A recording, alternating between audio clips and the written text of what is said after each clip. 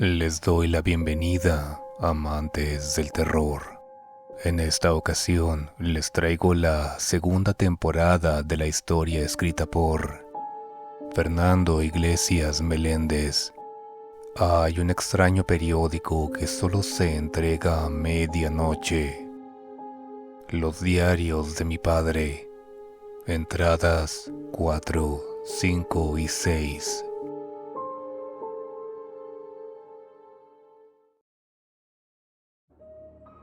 Mientras que los días avanzan lentamente, he estado buscando por las noticias y los foros en línea, buscando por algo fuera de lugar, algo extraño que solo el periódico pudiera haber causado. He encontrado un par de cosas. Hay reportes sobre una lámpara de alumbrado público que se mueve del lugar, llegando a aparecer incluso dentro de una casa una vez. Alguien ha reportado avistamientos de una extraña mujer con la cabeza al revés. Alguien recientemente ha escrito acerca de un hombre sin piel caminando por su vecindario. Cada uno de estos reportes mencionan a un periódico negro. Le he enviado un mensaje a cada escritor, incluyendo un resumen de mis experiencias y ofreciéndoles mi ayuda. Ahora solo tengo que esperar y leer. Esta es la siguiente entrada de mi padre.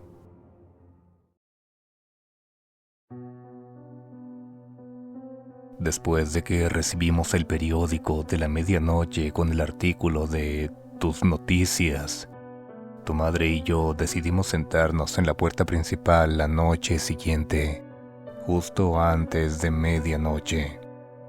La medianoche vino y se fue, sin un solo golpe en nuestra puerta.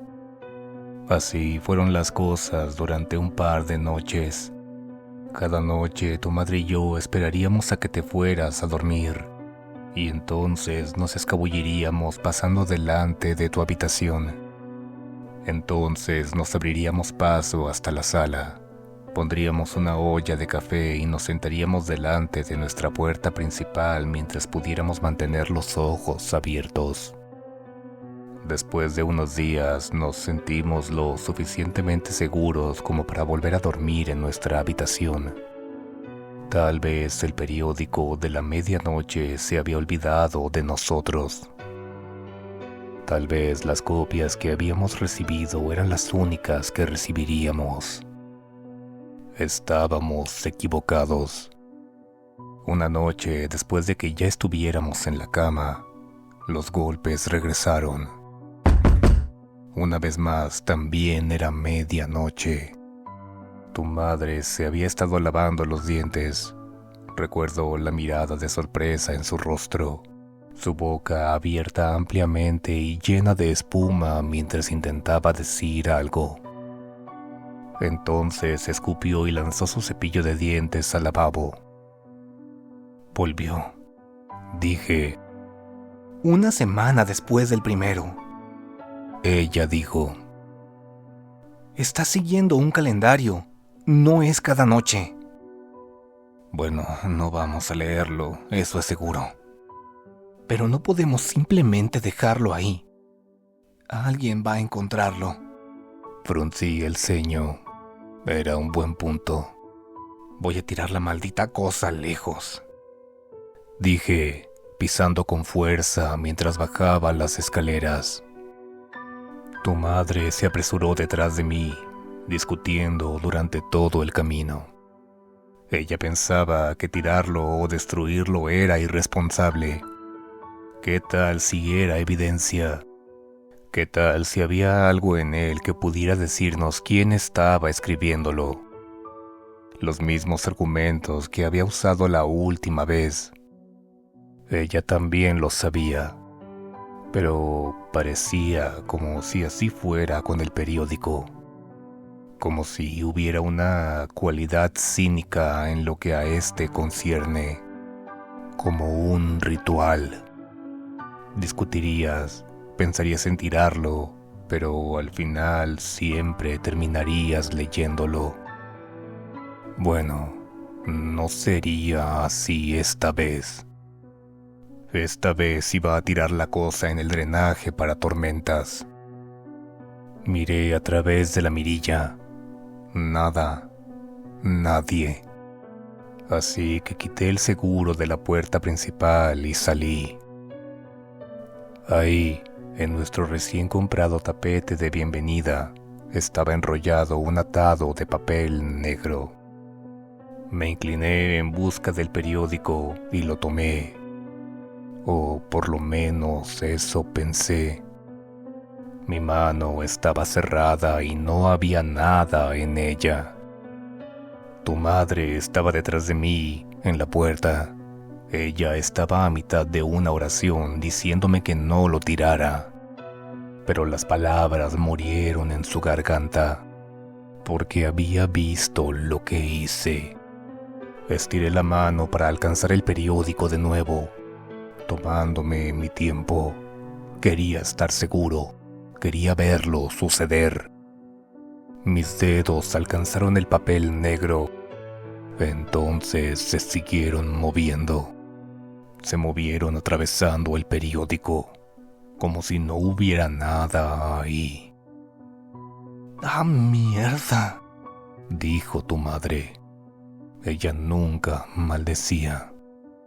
¡Ah, mierda!, dije yo también. Déjame intentarlo.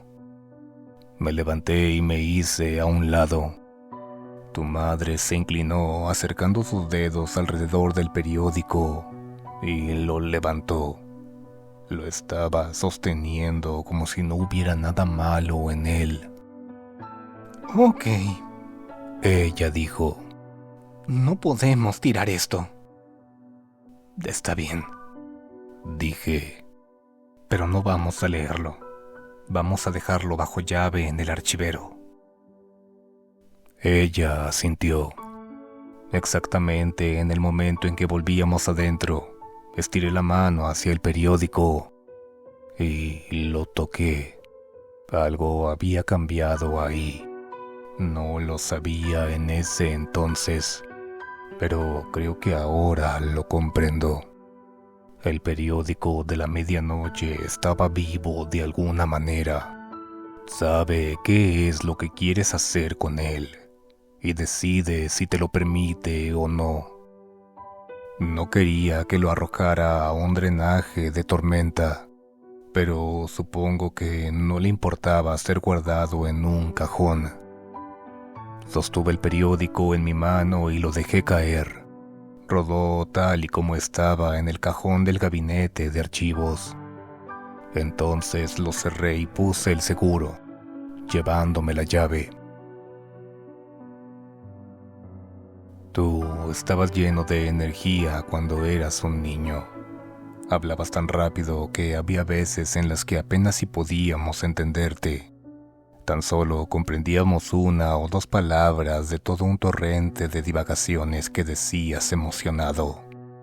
Tus ojos siempre estaban dilatados, siempre se movían de una cosa a la siguiente, como si buscaras algo increíble, lo cual simplemente sabías que tenía que estar ahí. No sé cómo eres ahora. Ese es mi mayor arrepentimiento. Siempre que íbamos a alguna tienda te nos adelantarías, a tu madre y a mí, corriendo a toda prisa por las puertas automáticas hacia el pasillo de los juguetes. Esta vez no fue diferente. Corriste por delante de nosotros y te lanzaste a la sección de juguetes. Para cuando llegamos ahí, tú ya estabas tomando lo que parecía ser una docena de cajas. Oye, pequeño, tu madre dijo, déjale algo a Santa, ¿de acuerdo?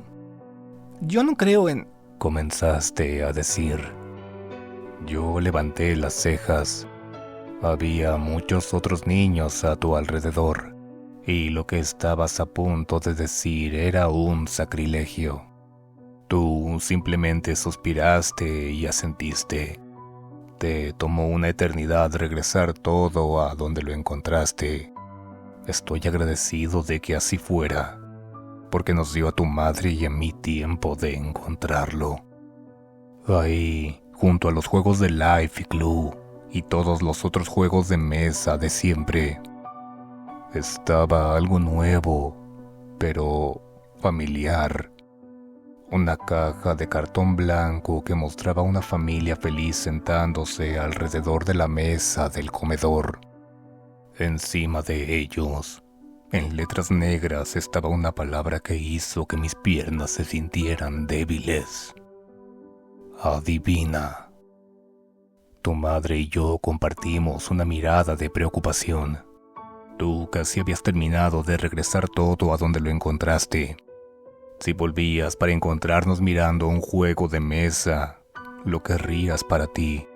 Incluso si decíamos que no, lo recordarías. Le preguntarías a tus amigos sobre él, y tú definitivamente lo jugarías si cualquiera de ellos lo obtenía. Me moví rápido, no quería tocar la cosa, así que tomé un club y lo usé para empujar al adivina en la parte trasera del estante y luego por encima del borde. Escuché la caja sonar a medida que caía y se atoraba en el espacio trasero entre los estantes, donde, con suerte, nadie podría encontrarlo. Cuando regresaste, inventamos una excusa y salimos de la tienda tan rápido como pudimos sin despertar tus sospechas. Esa noche, cuando ya estabas en la cama, tu madre entró de golpe a mi oficina. No tenía que decirme nada. Ya sabía lo que ella quería hacer. Espera un momento. Comencé. Ella me interrumpió. Vamos a leerlo. ¿Qué? ¿Por qué? Porque se está volviendo real. Ella dijo. Lo que sea que está en los artículos de verdad está sucediendo. Tenemos que leerlo. Tenemos que advertirle a la gente qué va a pasar después. Ya sabemos qué es lo que va a pasar después, dije. Lo del canal de noticias. Sí, pero solo lo sabemos porque leímos el artículo. Espera, hey, no abras eso. Pero ella ya estaba quitando el seguro. ¿Qué tal si es algo peor? Ella dijo, con sus ojos abiertos ampliamente y en pánico. Nunca la había visto así antes, ni una sola vez. No me gustaba para nada. ¿Qué tal si leerlo lo hace peor? Si hace que ocurra. Si va a pasar de cualquier modo y no leemos sobre él, no sabremos de qué cuidarnos. Ella dijo. Entonces desató el cordón y desenrolló el periódico, como si eso hubiera decidido la situación. Suspiré, me di la vuelta para poner el seguro en la puerta de mi oficina. Leer el periódico, traerlo a la casa, se sentía mal contigo ahí. Era como encontrar un arma cargada y traerla dentro. Cuando me di la vuelta una vez más, tu madre estaba llorando. Sus ojos estaban desplazándose a toda prisa por la página, como si no pudiera creer lo que leía, como si leerlo una y otra vez fuera a cambiar las palabras de algún modo. Ella colapsó sobre el suelo. El periódico se resbaló de sus manos, cayendo lentamente a su lado. Le tomó horas para poder calmarse, para que las palabras emergieran de entre sus sollozos, para que sus ojos se abrieran de nuevo y pudiera ver a través de las lágrimas. Ella debe haber bebido 10 vasos de agua y caminado 10 millas alrededor de la habitación. Entonces ella me llevó de vuelta a la oficina y comenzó a leer el artículo en voz alta. De inmediato entendí por qué la había afectado tanto. De inmediato, estaba asustado, en pánico, tal y como ella lo estaba, porque era sobre nosotros. Madre ordinaria aniquila a su familia y toma su propia vida. Fue absolutamente brutal, dijo el oficial del departamento de policía de... Había sangre por doquier. ¿Quién le haría eso a un niño? A su propio hijo. En efecto, el oficial no era el único. Varios miembros de las fuerzas del orden y profesionales médicos podían encontrarse deambulando afuera de la casa suburbana, luciendo perdidos, horrorizados y sintiéndose nauseabundos. Tan solo el día de ayer, el hogar de los era el vivo ejemplo de una vida suburbana. Ahora se encuentra acordonada por cinta amarilla de policía, rodeada por media docena de agentes y vehículos forenses, y repleta hasta el tope de gente en uniforme. Simplemente no lo entiendo, dijo el vecino. Están diciendo que mató a su esposo y a su hijo. No tiene sentido. Quien vive cruzando la calle de los tuvo una reacción similar. Nunca había sucedido nada como eso en este vecindario. Nunca. Somos gente decente que solo quiere un lugar seguro para criar a nuestras familias. Esto es una desgracia. Sin duda, la mayoría de la gente quien había conocido a los tiene reacciones parecidas. Se veían agradables, normales, como una familia ideal. No hubo ninguna señal de advertencia. Cosas así suceden cada cierto tiempo, dijo el jefe del departamento de policía de... La gente simplemente pierde la cabeza y acaba con toda su familia. Desafortunadamente, es algo infrecuente, pero no sería la primera vez que sucede. Tras este crimen tan brutal, la abrumada comunidad ya se encuentra intentando salir adelante. Los chicos mayores ya están hablando, así que estamos intentando conversar primero con los pequeños, dijo otro vecino. Pero, ¿cómo puedes explicar eso? ¿Cómo puedes explicar lo que ella le hizo a su hijo y a su marido?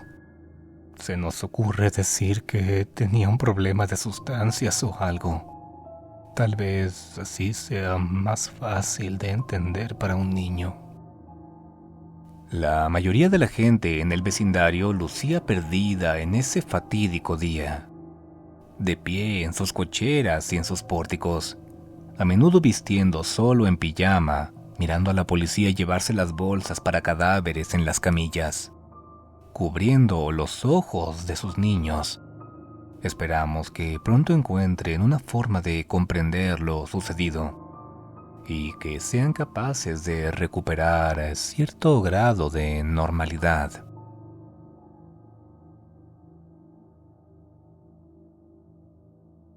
Tu madre volvió a llorar después de leerlo en voz alta. Desearía haber podido leerlo yo. Desearía haber podido evitar que ella tuviera que leerlo de nuevo. Quisiera haber podido evitar que reviviera esas horribles palabras. Arrojé el periódico y todos los otros en una bolsa de basura y salí a la acera. Si el periódico sabía lo que iba a hacer, no intentó detenerme. Ya lo había leído. El daño ya estaba hecho. Arrojé la bolsa al drenaje de tormenta al final de nuestra calle.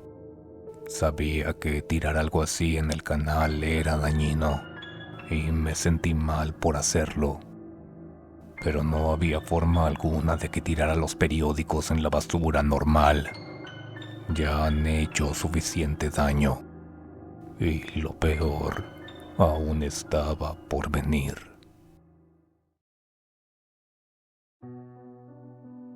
No tengo nada que agregar en esta ocasión. Escribir la entrada de mi papá va a ser lo suficientemente difícil. Esto es lo que mi padre escribió. Teníamos un plan. Teníamos la ventaja del conocimiento. Por lo menos pensábamos en ello como si fuera una ventaja. No sé cuánto de esto recuerdas, cuán impactante fue para ti. Los niños son extraños en ese sentido. Nunca sabes qué se quedará con ellos, qué parte de lo que dices o hagas estará con ellos por el resto de su vida. Solo puedo decirte lo que ocurrió. Solo puedo esperar que no recuerdes demasiado de ello. La primera cosa que hicimos fue separarnos. El artículo decía que fuimos encontrados en nuestro hogar, todos juntos. Tu madre insistió en quedarse sola. Te dije que íbamos a ir de viaje, solo los chicos. Tú de alguna forma te veías emocionado y nervioso al mismo tiempo. Te diste cuenta de que nosotros estábamos nerviosos. Sabías que tu madre estaba triste. Tú y yo nos iríamos a un motel en otro pueblo. Se supone que escogería el lugar al azar, algún sitio que tu madre no conociera, y nunca le diría dónde estaba. Esa era la idea. Yo me opuse, confiaba en ella. Confiaba en que ella no haría lo que el artículo dijo que haría. Pero precisamente porque confiaba en ella, hice lo que me dijo. Tu madre se quedaría en otro motel, en otro pueblo. Ella me dijo el nombre del lugar y cuánto tiempo se quedaría ahí. Esto fue así para que yo pudiera elegir un motel que estuviera lejos del suyo. Esto fue un error. Tú y yo subimos a mi camioneta y condujimos alejándonos de nuestro hogar. Tú seguías mirando a la parte trasera. Intentabas mirar a tu madre mientras cargaba su auto. Yo seguía diciéndote que no sucedía nada malo, que no habíamos peleado, que tu madre tenía un viaje de negocios. Podía darme cuenta de que no me creías. Estabas callado. Más callado que nunca. No apuntaste a nada a través de la ventana. No me estabas hablando acerca de algún videojuego que tus amigos estaban jugando. Tan solo te sentaste en tu asiento y miraste fijamente al frente. Los niños son así. Pueden saber cuando algo está mal. Tienen un sexto sentido para las falsedades de sus padres y las mentiras endulzadas. Estabas igual cuando murió tu abuelo. Podías ver que tu madre había llorado. Podías ver la tristeza detrás de su sonrisa. Intenté compensártelo, pero también podías ver a través de eso. Comimos comida rápida, te llevé a una sala de juegos arcade. Vimos una película o dos. A pesar de todo, seguías estando callado. Casi podía ver los engranes invisibles girando detrás de tus ojos. Sabías que algo importante estaba sucediendo, pero simplemente estaba más allá de tu comprensión, oculto detrás de la autoridad de tus padres y la reiterada afirmación de que todo estaba bien. Nos acomodamos en un pequeño motel. Si todo iba de acuerdo al plan, tú y yo nos quedaríamos ahí por una semana y 2 días. Nuestro razonamiento era que el juego de adivina se había vuelto real una semana después de haber recibido el artículo. Los otros 2 días eran una precaución adicional. Una vez transcurriera el tiempo asignado, nos reuniríamos en casa de tu abuela y nos quedaríamos ahí una semana más. Gastamos todos los días de vacaciones y permisos por enfermedad que teníamos. No íbamos a arriesgarnos. La primera noche que nos quedamos en el motel me senté junto a la puerta y esperé hasta la medianoche. No llamaron a nuestra puerta. Lo que sea que estuviera entregando el periódico no nos había seguido. Pasamos el resto de la semana haciendo más de lo mismo. Vimos todas las películas en los cines, algunas 2 veces. Comimos en todos los restaurantes del pueblo. Era como si estuviéramos en unas falsas vacaciones. Eran solo sonrisas vacías y sobornos en forma de helado y juguetes. No estaba funcionando. Te veías tan miserable como yo me sentía. Antes de darme cuenta, ya era el día antes de que los eventos en el artículo ocurrieran. Apenas si podía quedarme quieto durante todo el día. Debo haber bebido una decena de tazas de café. Veía el mundo con una desenfocada visión en túnel. La gente, los lugares y las cosas parecían existir a medias. Solo servían para acercarnos más y más a ese fatídico día. Era tarde por la noche cuando llegaron. Tú estabas dormido. Finalmente habías caído exhausto, después de un festín de comida chatarra y cafeína. Yo estaba despierto, cambiando los canales obsesivamente, temiendo la posible aparición de tus noticias en la pantalla de la televisión. Estaba a punto de cambiar de canal una vez más cuando sucedió. 3 golpes estallaron desde la puerta por todo nuestro cuarto de motel. Me puse de pie al instante. La sorpresa detonó una cadena de reacciones involuntarias como explosivos conectados por un cable. Te lancé una mirada rápida. Seguías acostado en la cama. Seguías respirando lentamente y de forma regular, aparentemente aún ajeno a lo que nos había encontrado. Me abrí paso hasta la puerta de la forma más callada que pude. Repentinamente estaba completamente consciente de cualquier sonido que hiciera. Sentía como si mi propia respiración fuera estridente, el latido de mi corazón un trueno, la sangre fluyendo por mis venas como un río acaudalado. Miré por el ojo de la puerta. Tan solo podía ver un corredor vacío. La mirilla estaba ubicada de tal forma que mirar al piso delante de la puerta era imposible. Así que abrí la puerta. Que Dios me ayude. Abrí la puerta.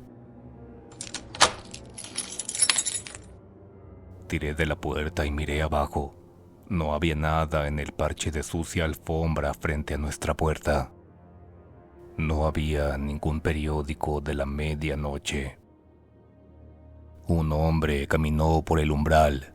Me tomó unos momentos comprender de dónde había salido, pero pronto me percaté de que había estado de pie a un lado de la puerta, simplemente aguardando para que la abriera. Casi me reí. Era el tipo de truco que no ves hacer a nadie además de tus amigos en una broma. Pero este hombre no estaba jugando. Un vistazo a su rostro y supe que era algo verdaderamente serio. El hombre lucía terrible. Estaba pálido, cubierto en sudor y aparentemente estaba sufriendo dolor. Cada cierto tiempo una mueca destellaría por su rostro por algunos segundos, como si estar de pie lo lastimara de alguna forma. Sin embargo, nada de eso era tan perturbador como sus ojos. Eran fríos, completamente concentrados en mí.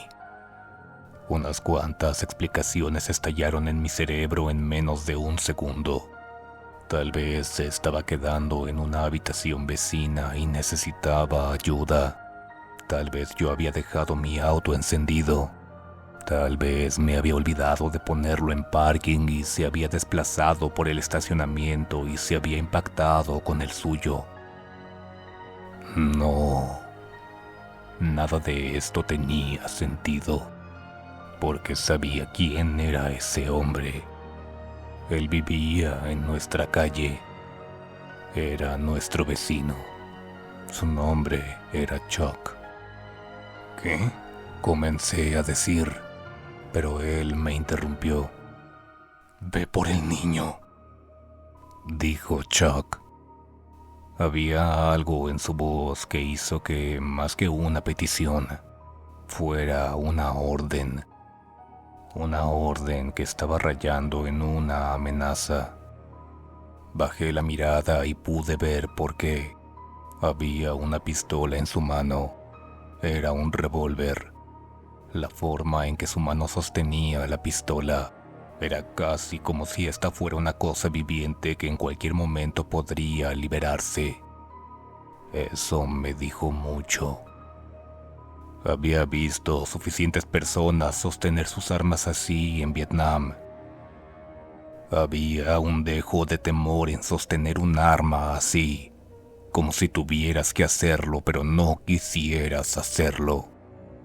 Hay también un odio sutil, tanto para ti mismo como para la persona a quien le estás apuntando.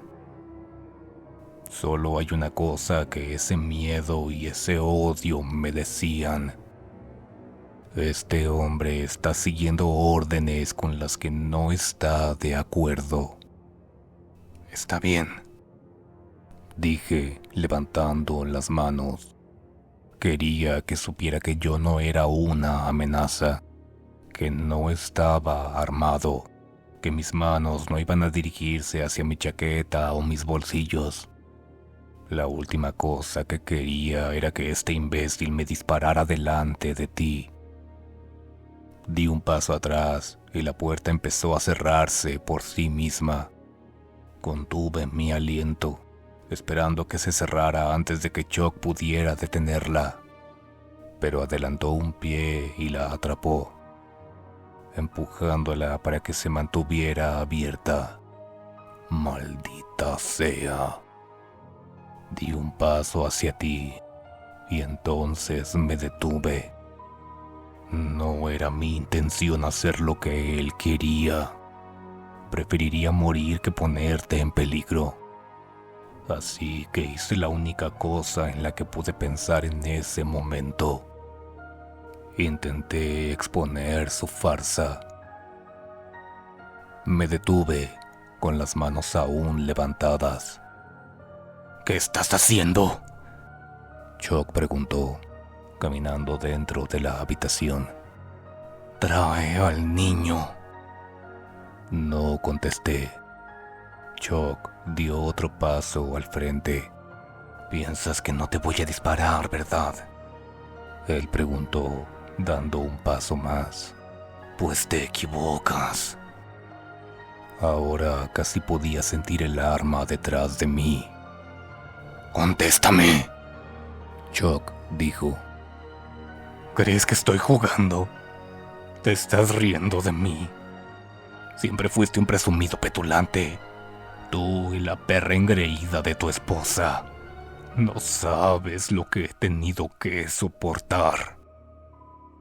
El cañón tocó mi espalda. Eso era todo lo que necesitaba. Me giré, tomé la muñeca de Chuck y lo obligué a bajar el brazo. Ahora la pistola apuntaba al suelo. Él empezó a luchar, a forcejear intentando levantar el arma. «Ya déjalo», dije entre dientes apretados. «No tienes que hacer esto». «Sí tengo que», dijo Chuck. Estaba fuera de forma y era más pequeño que yo. Fui capaz de caminar lo suficiente hacia la puerta delantera, jalando su brazo y su arma y trayéndolo conmigo mientras avanzaba. Con un último tirón, luché contra Chuck para sacarlo por el umbral del cuarto del motel y lo sometí contra el riel que separaba el corredor del segundo piso del estacionamiento que había debajo. Por favor. Chuck lloriqueó. Tienes que hacer lo que te digo. Tal vez las cosas vuelvan a como eran antes. Lo ignoré. Tomé su muñeca estirando con fuerza e impacté su mano contra el borde del barandal de metal. El cañón del arma sonó contra el metal. Su mano estaba aferrada alrededor del arma. El esfuerzo era tal que su piel prácticamente se fusionaba con la empuñadura. ¿Necesitas ayuda? Era la voz de una mujer, suave, cordial. Me tomó por sorpresa. Todo lo que podía escuchar era el lloriqueo de Chuck y el latido de mi corazón en mi cabeza. «Llame a la policía», logré decir en un tenso murmullo. Levantando la mano de Chuck y estrellándola contra el barandal, tal vez pudiera hacer que soltara el arma. Pero también era peligroso. Él podía disparar de esa forma, con su brazo agitándose. Iba a tener que sujetar sus manos y golpearle la muñeca con algo pesado. El dolor cruzó por mi cabeza como un incendio forestal. El mundo se estremeció. Sus bordes se volvieron borrosos y se oscurecieron. Mis manos ya no seguían mis instrucciones. Mis piernas se sentían de gelatina. Antes de darme cuenta, estaba en el suelo, mirando hacia el sucio techo del motel. Una mujer caminó por encima de mí. Estaba sonriendo. Recuerdo pensar que eso era extraño, que yo nunca sonreiría si fuera ella, porque no tenía nariz. Había una herida abierta en su lugar, una que chorreaba moco escarlata hacia su boca. No sé cómo, pero también la pude reconocer. Era la esposa de Chuck.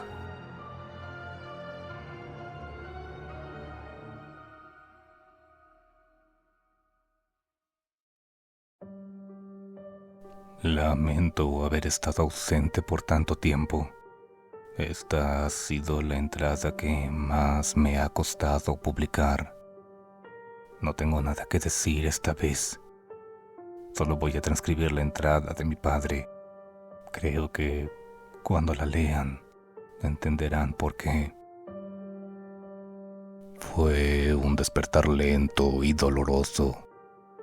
Una llamarada de dolor ardía en la parte trasera de mi cabeza, pulsando de vez en cuando para recordarme lo que había pasado en el motel. Mi cuerpo se sentía distante, como si hubiese kilómetros entre mi cabeza y mis brazos y mis piernas.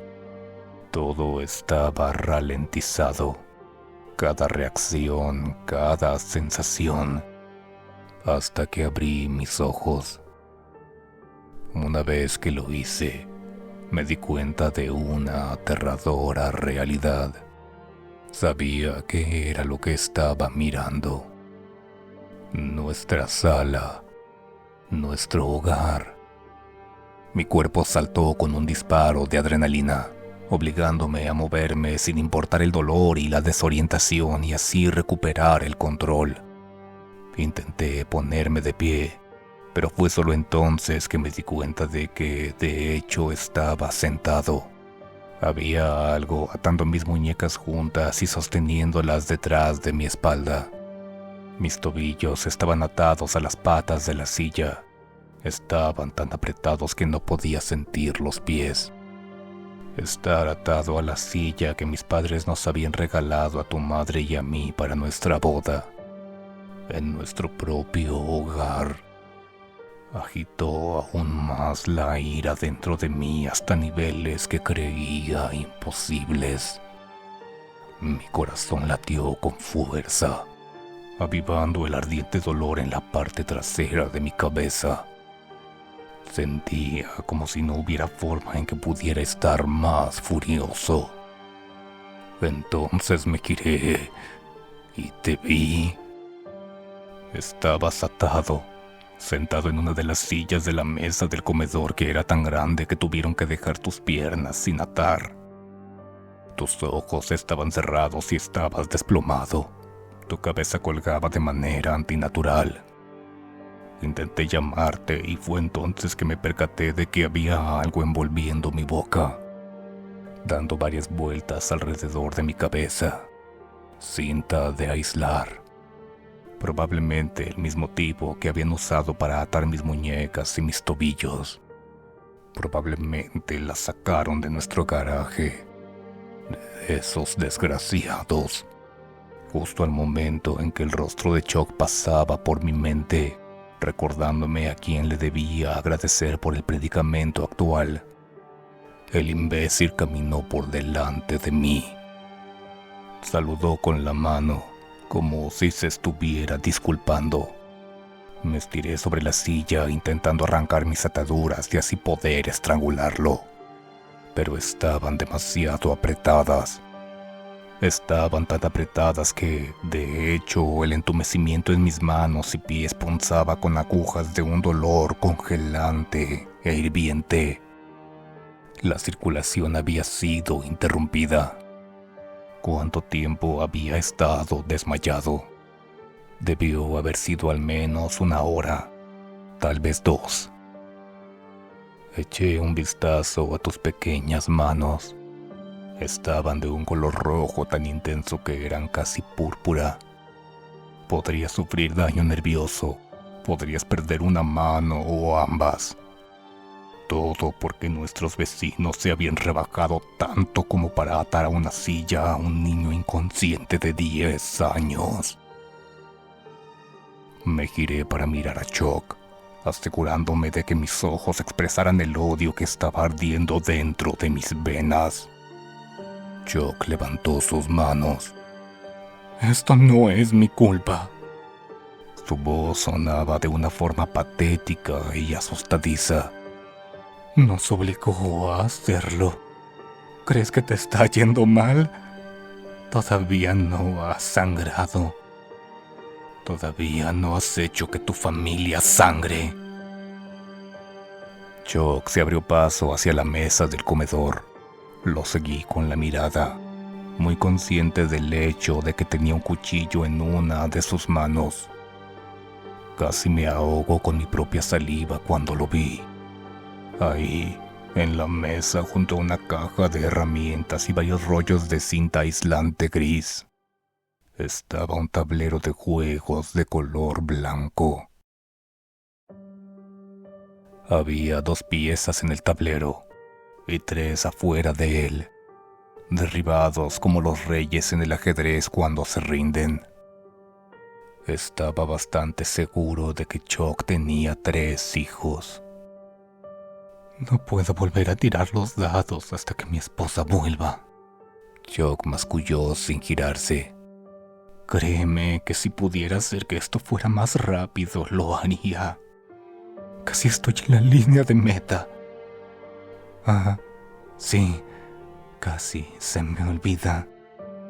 Chuck ignoró mis preguntas enmudecidas por la mordaza y salió caminando de la habitación. Volví a mirar tus manos. Ya estaban de color púrpura. Las mías se sentían como las tuyas se veían. Escuché a Chuck gruñir antes de verlo caminar de vuelta a la habitación. Conocí el sonido que alguien hace cuando carga algo pesado. Entonces la vi, una superficie de cristal que reflejaba la luz. Había un marco de plástico a su alrededor, así como un hueco lo suficientemente grande como para colocar un VHS en nuestra televisión. La puso delante de mí dejándola sin conectar. Ahora esperamos, Chuck dijo, caminando hasta la mesa del comedor. No tuvimos que esperar mucho. Tal vez 10 minutos después, el sonido de encendido del televisor se hizo presente.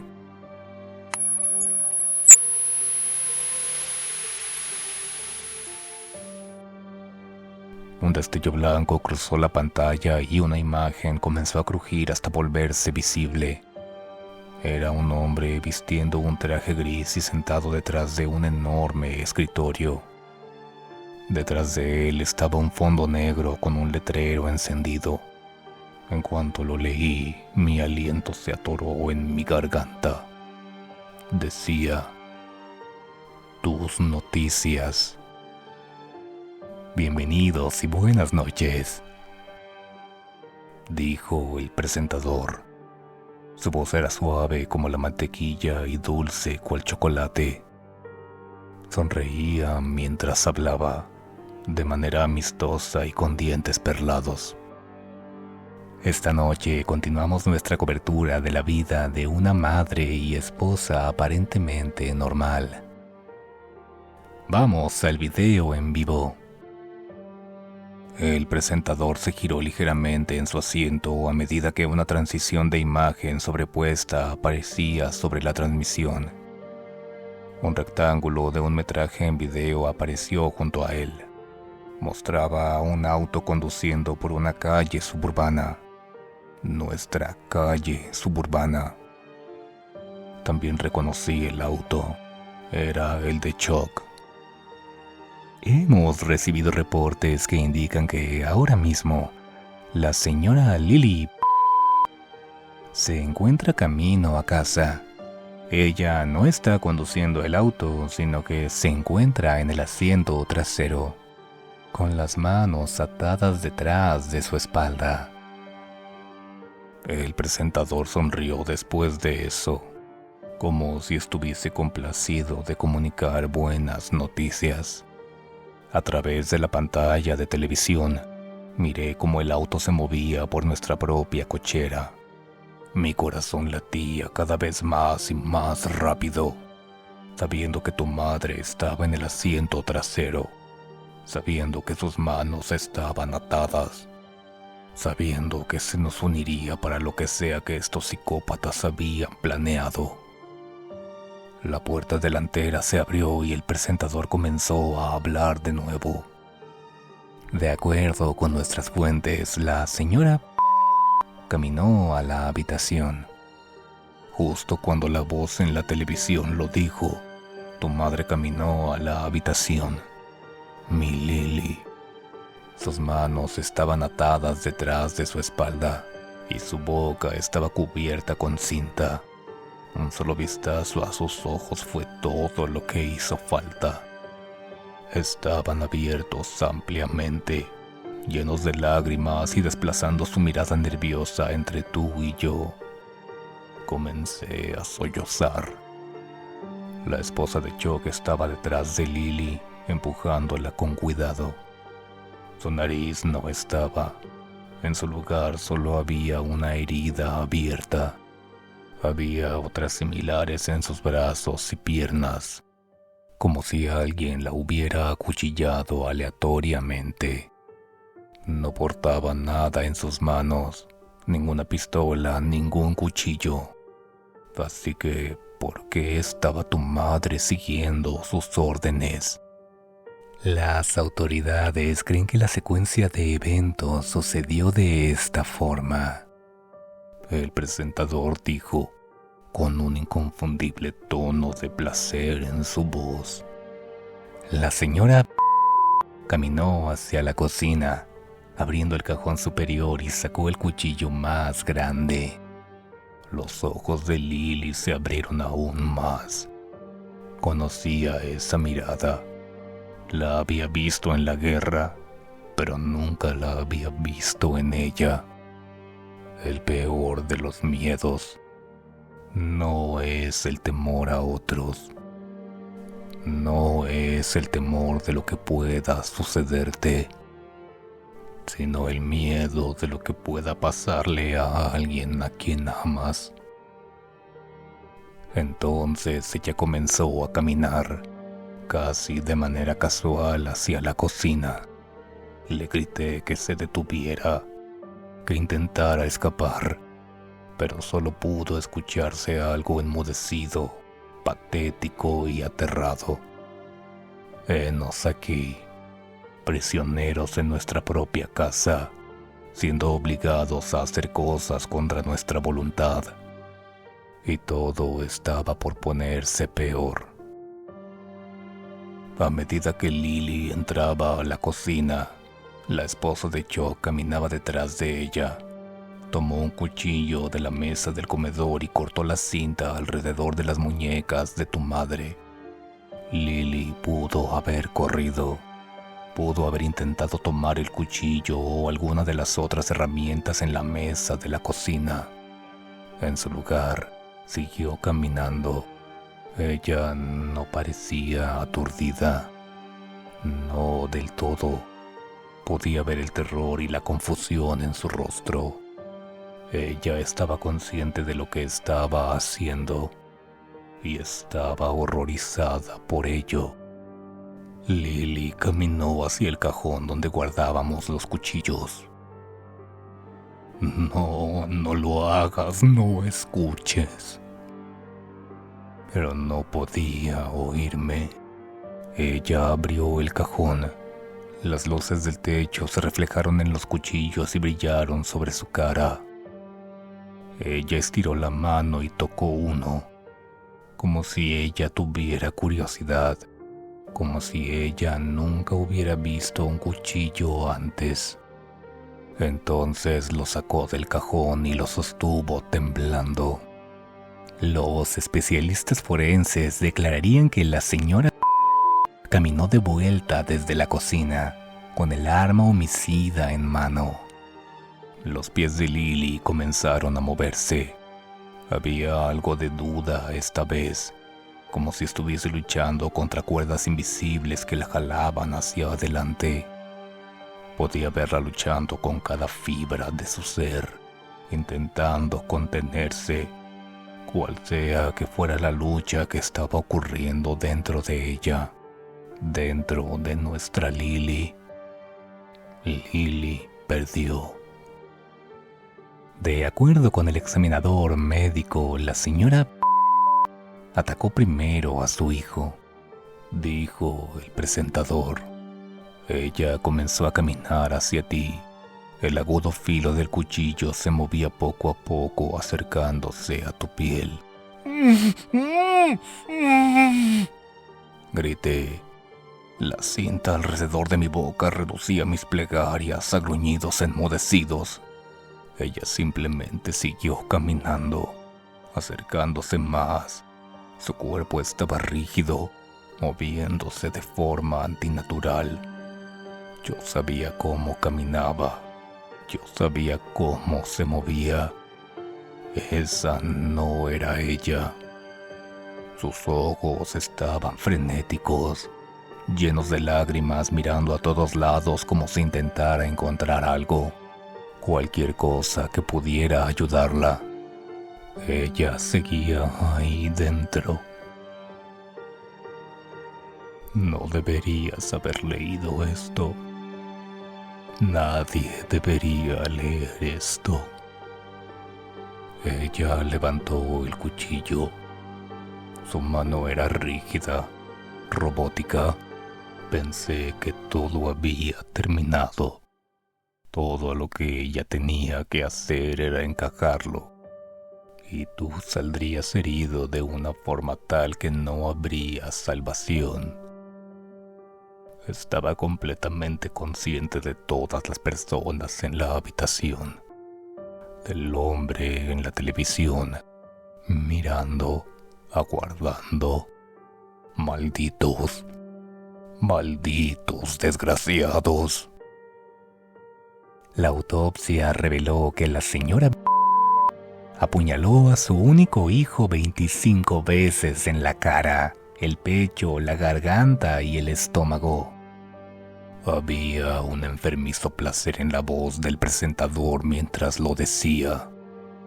Los ojos de Lily se abrieron aún más. Podía verla reaccionando a esas palabras, sabiendo que ella jamás te haría eso, pero también comprendiendo que ella tal vez no tendría alternativa. El cuchillo comenzó a descender. El progreso fue lento. Su mano estaba temblando, como si estuviese atrapada en un invisible estira y afloja. Se movía cada vez más y más cerca, a tan solo centímetros de tu mejilla derecha. Entonces ella me miró. Desearía que hubiera habido menos lágrimas para así poder ver sus ojos claramente.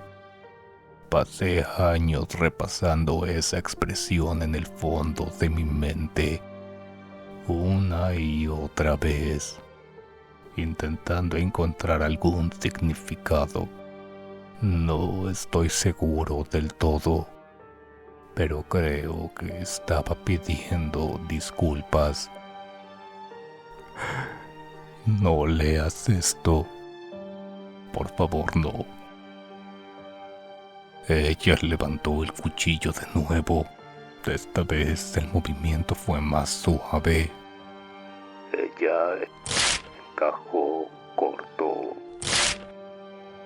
Si lo que leímos en el artículo era cierto, tus noticias eran de alguna forma capaz de hacer que la gente cometiera cosas que de otro modo jamás habrían siquiera soñado en llevar a cabo. Tenía ese poder, como todos los otros artículos que solo tu madre podía leer. Quiero que recuerdes eso, que recuerdes su perverso poder, su profana forma de corromper a las personas, porque tu madre era especial.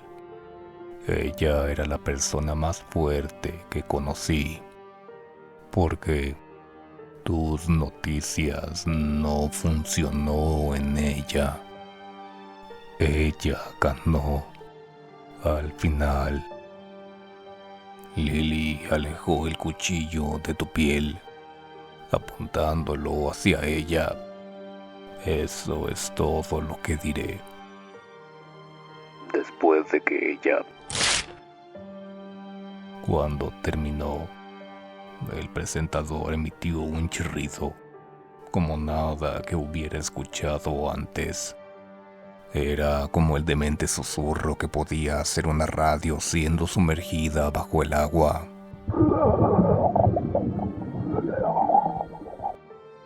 Entonces él se había ido. La estática explotó por la pantalla de la televisión y a través de las bocinas.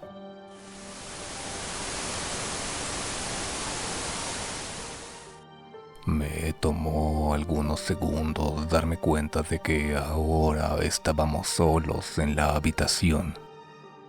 No había señal alguna ni de Chuck ni de su esposa. Tampoco había señal del juego de mesa de adivina sobre la mesa del comedor. Me moví sin pensar. Corrí hacia tu madre. Era demasiado tarde. Lo intenté de todos modos. Tomé una toalla de la cocina e intenté detener el sangrado. La acerqué a nuestro teléfono y lo usé mientras seguía presionando la herida. Había sangre, demasiada sangre, pero no había nada más que pudiera hacer. Humo negro y grueso en hebras fluyó, saliendo desde la boca y la nariz de tu madre. Contuve la respiración hasta que desapareció. Esperaba que tú no hubieras respirado nada de ello. No se me ocurrió sino hasta días después que las cuerdas que nos ataban a ti y a mí a las sillas habían desaparecido junto con Chuck y su esposa. Tú despertaste cuando los paramédicos estaban llevándose a tu madre en la parte trasera de la ambulancia. Intentaste correr hacia ella, pero yo te detuve. Me rasguñaste, me pateaste, me mordiste, pero te detuve. No sé si fue lo mejor. No sé si eso hizo que me odiaras más o menos. No tengo nada más que escribir. Se me acabaron las palabras. Mi madre tomó su propia vida cuando era pequeño. Es algo que no le cuento a la gente, por lo general. Solo les digo que falleció. La mayoría de la gente no indaga más. Los pocos que lo hacen solo reciben un "no quiero hablar de eso" de mi parte. Nunca entendí por qué. Cada vez que recuerdo a mi madre la veo sonriendo. Ella era una persona amable. Ella de algún modo sabía cuando habías tenido un mal día, incluso si habías tratado de ocultarlo. Así que nunca tuvo mucho sentido para mí. Todavía no lo tiene. De haberlo sabido cuando comencé a documentar aquí estos eventos, de haber sabido que tendría que escribir sobre la verdadera razón detrás de la muerte de mi mamá, nunca habría comenzado. Esto es lo que más me ha afectado. El hecho de que ella no quisiera hacerlo. El hecho de que ella lo hizo para salvarme. Me hace sentir mejor. Aún lo estoy procesando. Seguiré escribiendo con algo más de consistencia ahora. La parte difícil ya terminó. La parte que había estado temiendo desde que comencé a leer esta entrada. Bueno, una de las partes difíciles de todos modos. Gracias por quedarse. Volveré a publicar pronto.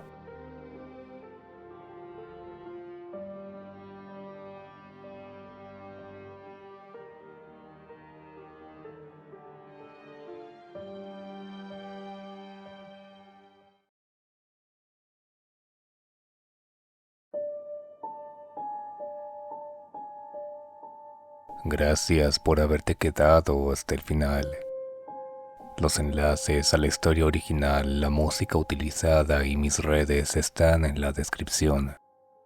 Recuerda suscribirte para que no te pierdas ningún relato. Puedes enviar tus historias al correo que aparece en pantalla. ¿Han escuchado al fantasma de la medianoche? Ya pueden descansar en paz.